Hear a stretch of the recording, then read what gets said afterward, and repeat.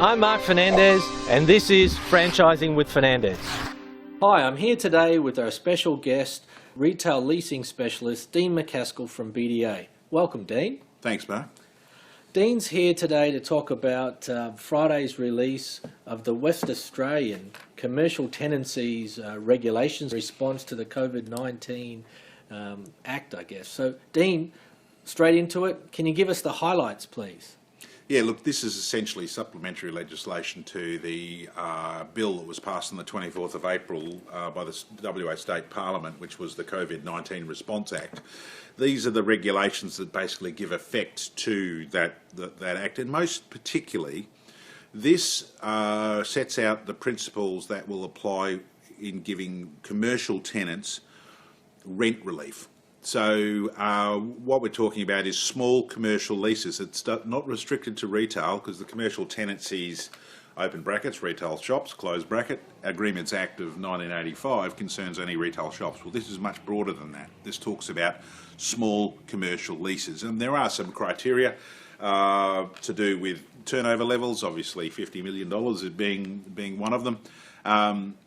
But I suppose the most pertinent thing is that almost all small commercial leases are covered by this Act. And essentially that Act says that, the regulations say that you're entitled to a pro rata reduction in your gross rental, your reduction in turnover.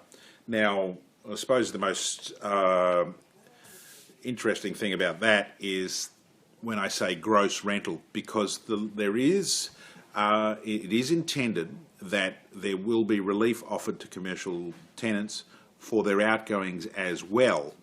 However, the criteria for that not quite as generous as the net rent relief. Basically, what they're saying is that a landlord, if the landlord is capable and financially able, can also provide must also provide relief for outgoing. So that's effectively the gross rent. Now, when I say if they are able, the regulations do take account of the fact that some landlords may not have the capacity to give you free outgoings. In the case of a small investor, perhaps, who's got a land tax bill due or council rates bill due, then if they don't have the money, then they don't have the financial capacity to provide the relief.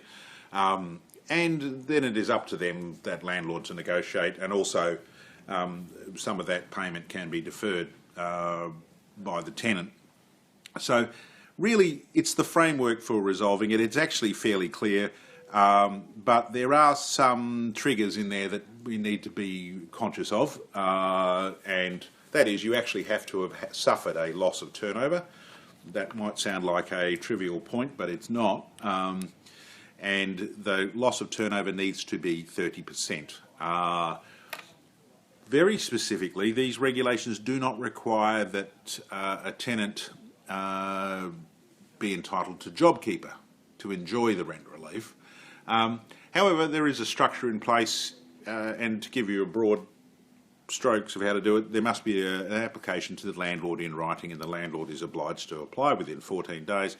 If the parties can't agree, everybody trots off to the State Administrative Tribunal, and the State Administrative Tribunal will decide what's an appropriate rent relief structure.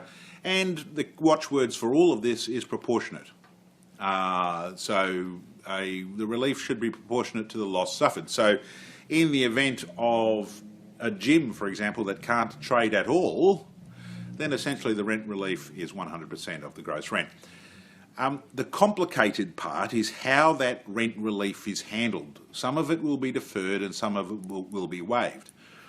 These regulations require that the maximum amount of rent that can be deferred is 50%. Now what that means is, and I have to be clear that everybody understands what deferment means, but it means the rent will be paid later. The rent the landlord foregoes now will be repaid later. The regulations and the National Cabinet Mandatory Code of Conduct require that the maximum amount that can be deferred is 50%.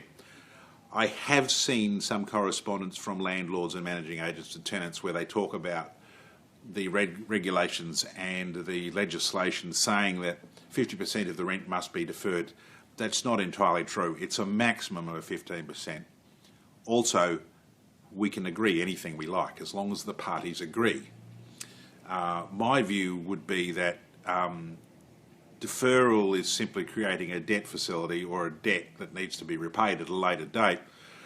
For many businesses, that's just not prudent to take on extra debt to reopen a store which may or may not break even once it reopens, because we do not know how long the retail market or the market will take to recover, no matter what your business. So that's essentially where it's at. So steps you need to take now is look at your sales for whole months compared to whole months of the previous year.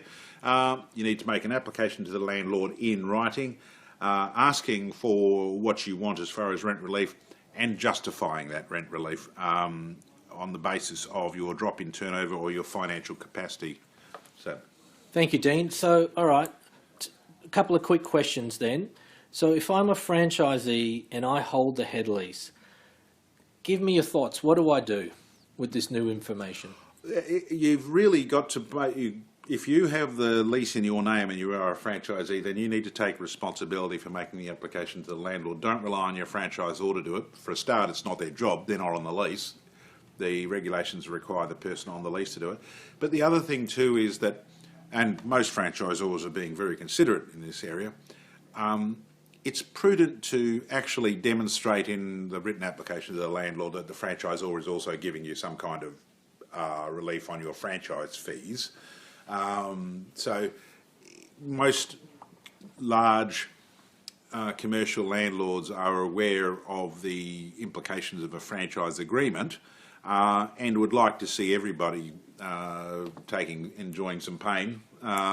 So yes, I think it's important to work out an arrangement with your franchisor with regard to franchise fees, so you could include that in your application to the landlord to say, well, look, we are reducing costs and our franchisor has given us a break. And in my experience, most franchisors have done that. So, Great. Yeah. Okay. And the other question from the franchisee's point of view, where the franchisor owns the head lease and the franchisee is a subtenant or leasing it from the franchisor. What do they do, the franchisees? When they are holding a number of ways they can hold the premises under a license agreement, or it could be a sublease, and it could be a license agreement that's called a license agreement, but it is in fact a sublease. It's a bit like franchise. Yep. You can call the document whatever you like, but if it's got certain things, then it's a sublease or a license. Really, in that case, your landlord is the franchisor.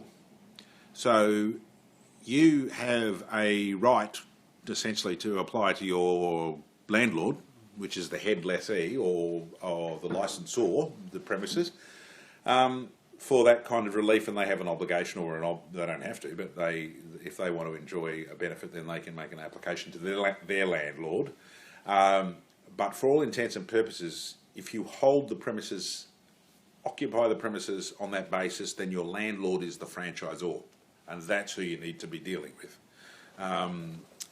Even it doesn't matter whether you're paying the rent check yourself or whatever, your landlord is whomever you have leased, subleased or licensed the premises from. Great. Thank you, Dean. Dean McAskil, BDA's Leasing Specialist. Thank you for your time. We really appreciate it. Thanks, Mark. And if you want any leasing advice from Dean, drop us an email at admin@bda-online.com.au. And don't forget to comment below and check out our YouTube channel. I'm Mark Fernandez, and this has been Franchising with Fernandez.